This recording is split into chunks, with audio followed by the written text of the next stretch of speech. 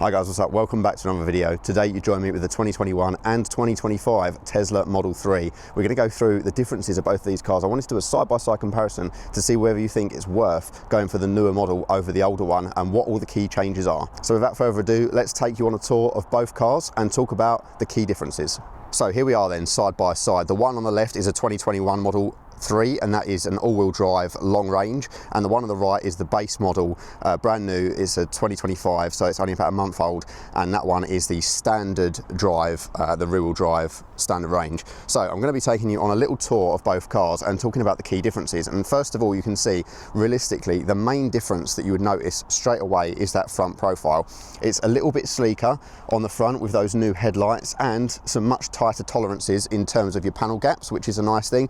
So that's something that Teslas have always kind of been berated for. So look at that there versus this one over here is a little bit sloppier. It's not too bad though. Obviously they came quite a long way over the kind of the few years that these original Model 3s were out, but it definitely has a bit more of a sleeker front profile. So in terms of the key differences at the front, you do have a new kind of light design. That is the main thing. I'll show you with the running lights on at some point in the video. So it just is a little bit sleeker and a little bit more of a flat nose as well. You've still got that front grille for kind of air intake, which is to sort of help with the passive cooling, but you don't now have these kind of side scoops here. So these had kind of side scoops on the bottom and these lower lights as well. These don't have that. It's all kind of integrated, so that's a bit of a difference there. The only parts reused on the new Model 3 are the side doors and the rear quarter panel stamping. So this panel here that I'm showing you now and the doors are the only things that are actually taken from the old model. So you can see at the back as well, we've got a new integrated tail light design, which is really cool, and you've got a more pronounced rear bumper and kind of diffuser area, and you've also now got Tesla badging as a word across the rear of the car there, rather than the kind of the Tesla emblem, which I think is a welcome change. And I do think that these rear lights do look better on this new one. So if we go over to the old model here, you've got kind of a more generic tail light design, which is a two-part that goes across the boot, and a less pronounced kind of lip on the back. There's less of that kind of horizontal design. You can see on that one over there, it's got more of a lip to it, more of a spoiler to it. This one is a little bit more flat. So you'll notice that in the side profile of the car. When you're looking at it side on, you can kind of see this one has like a bit of a sort of a big butt, if you like. It's kind of like quite tall at the back, whereas the new one definitely has a little bit more of a sleek profile. It's more of a kind of coupe-ish look to it. I don't know quite what it is about it, but it's just the kind of the roof line at the back there. Although the rear window hasn't changed an awful lot, and I kind of think it would be better off starting a bit lower down, it definitely does look a little bit more sleek than the previous model. So the other thing to mention on the outside that actually affects the inside of the car is the acoustic glass. Now on the old Model 3 you had acoustic glass on the front panels, so the front windows and the front. On the new one you actually have it all round, so you have the acoustic glass on the rear as well. So if we go to open this one up, you'll see now, you might not be able to see that based on how the camera is focusing, but on the rear glass there is actually kind of a laminated acoustic panel on there as well, whereas on the old car that isn't present on the rear. So on the rear you literally just get the standard glass, whereas the acoustic on the front. So that does actually make a nice difference in terms of road noise when you're driving along. And in terms of exterior styling, I do think it's subtle changes. You still know what this thing is, but I think it really has made a difference. Let's go in and quickly turn on the lights of the car just so I can show you that. So I'll show you now the lights on. So these are the running lights that you see here. They might flicker a little bit on camera, but that doesn't actually translate to real life. So you can see there, you've got the daytime running lights at the top, and then on this one, you've got more of a kind of sleek design. Again, the flickering that you see on camera isn't present in real life. It's just an effect of the camera. I can't get it quite to focus properly, but you get the idea. It's more of a sleek look at the front there. This is made for a slightly better drag coefficient as well. It's marginal, but it's enough to make around, Tesla say, a 10% improvement to efficiency overall with that and the tuning to the suspension that they've done. So mechanically, these are pretty much the same cars. So underneath, you still get the same motors effectively, just with like different firmware versions and that kind of thing. But effectively the drivetrain is the same, but the range is increased on the new one by around, they claim, 10%. But Tesla range is pretty good and pretty class leading anyway, in my opinion, so nothing really to kind of sniff at. So with that out of the way, let's have a little look at those tail lights. Now I think the tail lights actually have been the biggest impact to design on these cars, because I think, like I say, on the older models, very noticeable, very recognisable, but very generic, nothing too special to look at.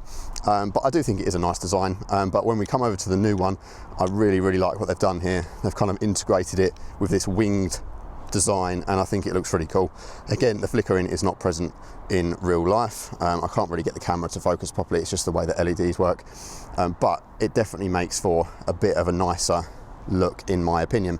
So let's move on then to the interior, and that's where some of the key changes have already happened. So on the old car, this one is spec'd with black leather and it has the wooden dash, and you can see that you've got the large display there. It's just over 15 inches, and that's where you control most of the stuff in the car.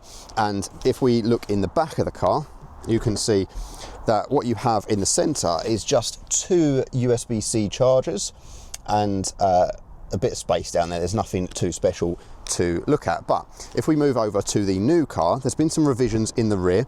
So in terms of rear seating position, that has changed. You've got a little bit more recline on the back, and you've got a little bit more rake on the seats, which makes it a little bit better for thigh support than the previous car. Now, you might not be able to pick it up on camera, but there's definitely a slightly different kind of stance to the seats in there, and it does make a difference when sitting in them. But it's still not the best for rear occupants. But, you know, being a quite low car, it's not an SUV, so you're bound to expect that anyway. But the key difference in here is this display. Now, let me just hop in and show you what this is all about. So, this display is standard across the Tesla models, and basically what it does is control entertainment and infotainment and stuff like that, and you can control this rear climate control, and you've also got USB-C charging in here, and this is actually power delivery up to 65 watts, I believe, so you can actually charge like a laptop or an iPad or something on there as well, which is really cool. The other good thing about this rear infotainment system is that when you actually go onto, you know, let's say YouTube for example, you get the audio muted on there. So one downside is it is a little bit shiny. I think a slightly more matte finish would have suited this a bit better. Bear in mind this does still have a screen protector on it though, which is accentuating it a little bit. But yeah, effectively you can have rear sort of entertainment for the rear passengers, which is great if you've got kids or if you're doing a long journey. And there is actually a thing that's popped up there that says the rear speakers want to play audio, which you can allow. And what that will then do is, if you haven't plugged headphones in back here, which you can do to control this independently like a tablet, it will then just feed the audio from this screen into just the rear speakers, so the people in the front can listen to something different to the people in the back, which I think is a really cool touch. So yeah, there's quite a few things on here. There's games as well that you can play as you're going along. It's really responsive, and you've also got kind of settings for the brightness and that kind of thing. Yeah, it's really cool. And you've got controls for your heated seats and kind of all the ventilation back here and that kind of thing, or if you want to listen to music just in the back of the car. I think it's a really nice touch, especially the fact that this is included as standard across all new Model 3s. Of course, you do also have the UV protection pan roof as standard as well, which is also present in the old car. No great change there. What you do have though in here, this one has more contrast. So if you can see, as I say, this one's equipped with a black interior again, so it's very similar to the previous one. But in this one, you can see there's more contrast paneling. So you've got grey on the door cards there, it's like a fabric material, and also across the top of the dash. And I'm not sure how well the ambient lighting's being picked up, but you've got an ambient lighting section that goes all the way around the front, which you can customize to a color of your choosing, and it really does lift the cabin. It makes such a nice difference, and I think that's something that, you know, is a really key part of making this interior feel a bit more upmarket and premium.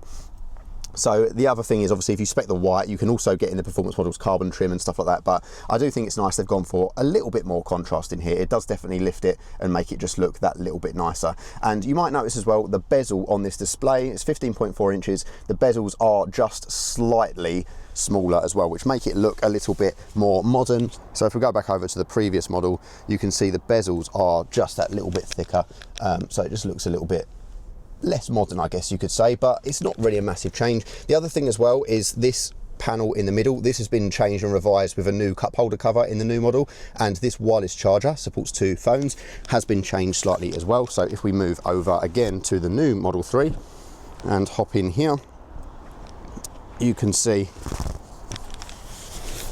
we've got a new cover here with a cover for the cup holders, which is pretty cool, and also a slightly revised section for your phone charging, which is just that little bit nicer.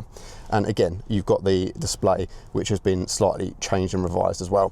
One key thing also to mention is that the newer the Tesla, the better the processing performance. In 2021, they switched from Intel to AMD, and they've got some kind of more upmarket performance parts in there for your processing power and that kind of thing. So it just makes it a bit more responsive. One other key thing to really bear in mind is on this new model, they've changed it so they've removed the stalks from the wheel completely. So in this model, you do have the indicators on the steering wheel, which I'm really not a huge fan of. They're capacitive buttons and they work well and they're responsive. However, when you're turning, obviously they're going to be like the wrong way round and stuff, and it's, you get used to it, you honestly do. After just a short drive in this car, I've started to get used to it, but it's definitely not something for everyone, and I have already been trying to reach for the stalk there to indicate. And they have gone back on this on the new Model Y as well, so I don't know if they know that maybe it wasn't the best option. You've got auto sensing wipers, so that doesn't really make too much of a difference. And your car now basically chooses drive mode based on what you're doing.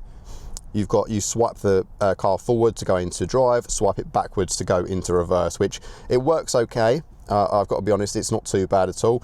I have to admit, I do prefer the stalk. I think this is a little bit less intuitive, but the car does also predict, a bit like the Model S, whether you're going to be going forward or backwards based on the cameras and stuff like that as well. And it does work pretty well. Again, it's something you get used to. And there is also a manual override up here, so you can't really see it at the moment, but there's PRND here, and you can use these touch sensitive capacitive buttons in the roof to actually control your kind of direction of travel. If this for some reason is frozen or not working, or it's not doing what you want it to, there are those buttons up there that you can press on the headliner, which is a nice backup. I'm glad that that's there, because I didn't know about that when I first heard about this. So yeah, it's nice that there is a kind of a backup there. But yeah, it's this that's the key to get used to. Heading back over to the old car, you do see that the stalks probably make life a little bit easier, especially if you're used to a slightly older car as well. So in here you do have your stalk for your drive mode, and also your stalk for your wipers and standard indicators, so you can just turn that and it will put those blind spot cameras on as well. Yeah, it works fine, and personally I prefer that. They feel nice, and I think it's nice to have at least some physical control still in the car. So I don't know, the new one I think you could get used to. It's still relatively intuitive, but the obsession with minimalism I think has gone a little bit too far with it. I do prefer this ever so slightly. Another interior thing they've changed as well is inside this one you've got a 14 speaker, 1 subwoofer sound system, which is already incredible, but the new Model 3 has an even better upgraded system, which is 17 speakers, 2 amps and 2 subwoofers, which makes it even more thumpy and powerful. So let's have one last little walk around then and see what you think. There's also some revised wheel options. So on this one has the optional upgraded wheels anyway, but this one has the base wheel trims, and I do think that they look a lot better than the ones that came on the original Model 3. I think these ones are just a bit sharper, a bit more minimalist, which I do really like.